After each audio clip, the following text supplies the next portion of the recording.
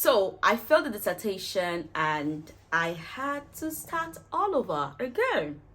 It was that bad. Make sure you don't keep quiet when you're in this kind of situation. Always try to call and make sure you inform them of what's going on. Hello beautiful people, welcome back to my channel. It's your girl Ifejos and this is Chat with Jola. If this is your first time, welcome on board. This is where we discuss commentaries, reviews and information you would like to know. If you haven't subscribed to my channel, please endeavor to subscribe to my channel. So like I said, I failed my dissertation at University of Portsmouth and I want you to please avoid this mistake. What happened was, normally master's student, my own is MSc criminology and we don't write exams. So I was told to write my dissertation and you have like 3 months grace to write a dissertation. That was the old thing. So when my old stuff started, I started very early. Then I was pregnant and pregnancy brain and pregnancy symptom here and there. I couldn't even process very well. So when I started my first proposal, so I submitted my proposal to my supervisor and he liked the topic and he said, oh wow, you can proceed, you can go ahead with your topic, but these are the mistakes you have made. So when I started the old work, I started well and I discovered that I wasn't feeling too alright. I'd rather give this work out to someone to help me. Then I had to call my friend to help me look for someone who is good, and she recommended one of our classmates who is very brilliant back in school where we attended the same university. My classmate, we did the same course and all that. So the topic I chose was similar to what I studied. I felt like this is the best option to do.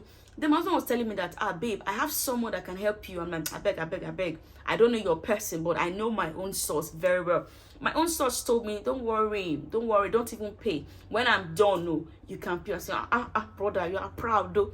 So we started the old work and it went well. We're told to submit 15,000 words. 15,000 words, excluding your referencing and all that. This guy started well. He told me his whole plan, blah, blah. I'm like, oh, exam, excited about it. So when the old work started, this guy already said, this is what we're going to do. I should send him what I want because I'm more of a perfectionist, how I want to go about it. I said I'm going to supervise him as well with the work because you don't need to leave your work to someone. And he told me I should give him what the school requires so that he can flow with it as well because he has also helped people here. I said, oh, very nice. For the fact that you have an experience with the curriculum down in UK because it's quite different from Nigeria. That was how it all started. So we started May. I was to submit August. So imagine the gap, May, June, July, August. I'll submit August. Now, before the main submission or before the original submission of our own work, that was in August, we had to submit the whole sample of the work, like all 15,000 of the work. All right, we had to submit it for our lecturer to see how well we've worked so that they will give us their own correction. So I told this guy that, guy, this is it too. The lecturer said we must submit so time. He said, don't worry, we submit. Don't worry. This guy was already faulting. He was already slow about it. I was so angry. Why are you taking long on this now? I kept calling. When he sent a message, to take him time for him to reply, he kept saying he's very busy. Being a lecturer at school, he's busy. I'm like, oh my God, I hope I've not made a mistake. He said, don't worry, I give you my words. This guy he submitted this work on that very day of my submission before my deadline. That was quite fair. Then I did. When I submitted the work to my lecturer gave me his feedback immediately. This guy sent me not 15,000 words. He sent me 8,000 words. I'm like, oh my God, let's just submit it very fast. So he submitted the 8,000 words. My lecturer said no, that I was meant to submit 15,000. But looking at the work, it's not bad, it's okay. I should work on one or few places in there. So I did, and I told this guy that, okay, this is what my lecturer said. In fact, I screenshotted everything. I sent it to this guy. I sent everything to this guy that this was what my lecturer said. I didn't tell him I was pregnant. I just said I couldn't do the work because I've got loads on my table. Now, that was July, okay? No, that was June rather. So remember, my lecturer said that we have from that June onwards till the deadline submission, to my submission in August. Now, this guy wasted time. And when it was July, this guy, because I didn't hear from him, I tried to check up on him. He said everything was fine. All of a sudden, towards like second week of July, when I had like few weeks to my submission, this guy said that he was sick. In fact, I think I had like 2 weeks or a week to my submission. 2 weeks, yeah. This guy said he was sick, that he's been trying to recuperate, he's been trying to get himself, that he was really down, that he has not. I'm like, oh, I understand. We are humans. We tend to break down. Oh, take your time, brother, and heal up. Okay, so what he did was he took his time, Jeje. If I knew, I wouldn't have said take your time. This guy sure took his time. It was like I had a week for my submission. I've not still heard from this guy. After I had like 5 days to my submission, this guy said that he's still not getting himself, but he's trying to work on it gently, but he's still not feeling himself and feeling the work. I'm like, hey, it's not about feeling yourself and feeling the work, whereas we have deadline to meet. Please, I'm begging you. This is my life. This was what brought me to the UK. I beg of you. I can't pay another school fees. I can't go back. I don't want to have any issue with my academics. He said, don't worry. Everything will be fine. I couldn't even tell my husband what was going on. You cannot believe that when it was like the weekend towards my deadline submission on a Friday, this guy said he hasn't started that. He's still trying to process, but he's giving me his word. I'm like, you can't give me your word when I have weekend, when I have how many hours to my deadline. I need to see this work personally. I need to perish through. I need to know what you have done. Don't think because you give me your work, I'll just go and submit. It's not possible. This is not like Nigeria. It's not possible. Back in Nigeria, you can't even do it. The guy said, don't worry, I just have my word. I couldn't even tell my husband. At that party, I started crying. My mother said, what happened? Why? And I explained to my husband. My mother said, okay, should we call this other guy? I said, yes, at this point, just call this other guy to help me out. Because I have 7,000 words to meet up. This other guy now came, quickly had to freshen up the work. Then he was able to meet up 15,000 before Monday. Although the work didn't flow with the other guy and this guy, it didn't flow. It was too scattered when he submitted. It was too late. Everything was scattered. But I just needed a 15,000 words to submit so that I know that I have submitted something. When I submitted, I knew I had failed already. You see, there's nothing you can tell yourself. You know that you are fake. When I submitted, my God, this is what I've messed up.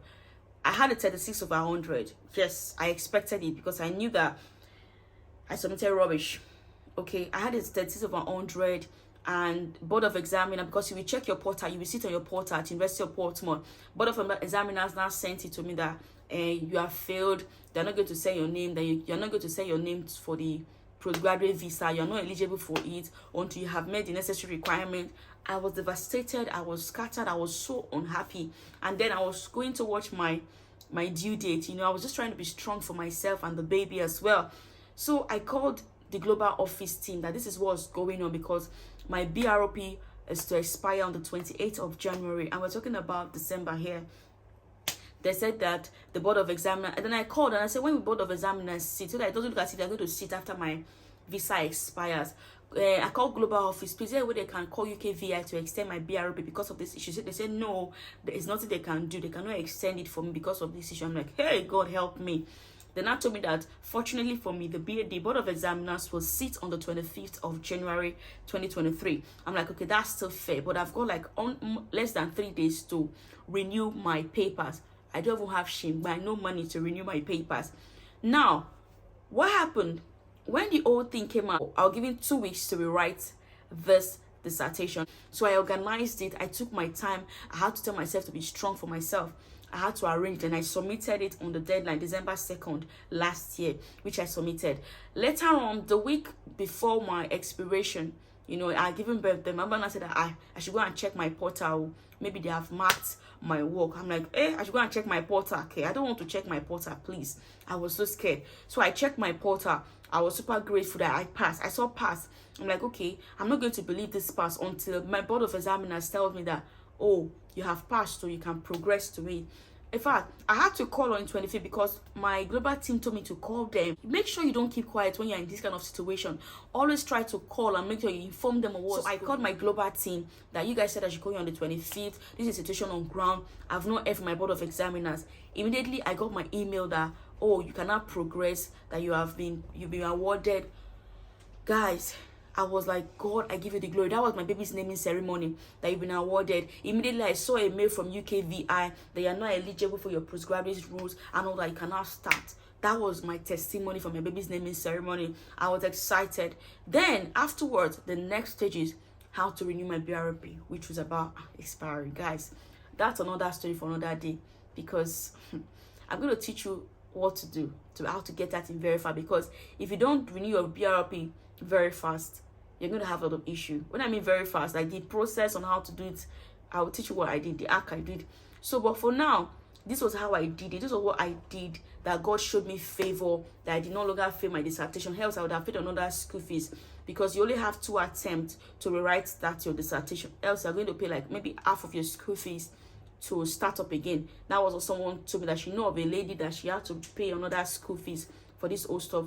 But that's just my story on how I failed my dissertation and the mistake I made, which I want you to avoid as well. Okay, so I'm going to put a full stop here to my video, but if you haven't subscribed and able to subscribe, please always start early, or don't trust your source while you're still trusting your source. Always make sure you follow up with your source. When your source is flopping, make sure you know what to do. Don't delay, don't sit back, don't relax. Okay, thank you so much for your time. If you haven't subscribed to my channel, endeavor to subscribe to my channel. See your girl Ife Jaws. I'll see you in my next video. Bye for now.